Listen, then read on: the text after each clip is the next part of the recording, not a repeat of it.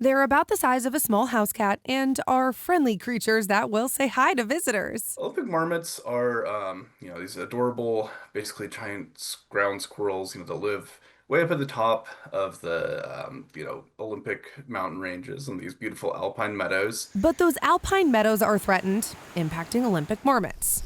The marmots generally stay in meadows above 4,000 feet, but with warming temperatures in the Olympic Mountains, trees are growing higher and higher, cutting into these meadows and the marmots' homes. But since they're already at the tops of the mountains, there's really nowhere for them to go.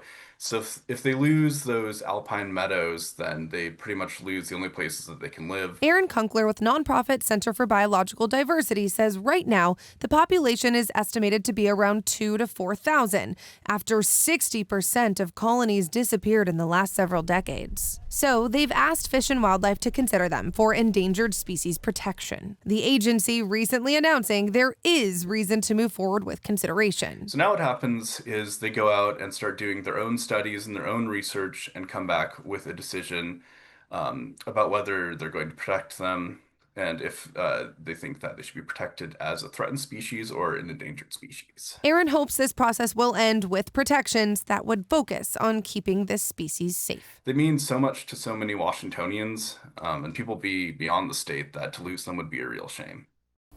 For what's next, standard process now that the 90-day review is done is for Fish and Wildlife to spend the next 9 months gathering information and research to figure out how they want to proceed and if the animal needs those federal protections. It should also be noted that the 90 days typically begin when the petition was filed, but this was filed in May of 2024, so it is close to 2 years behind schedule.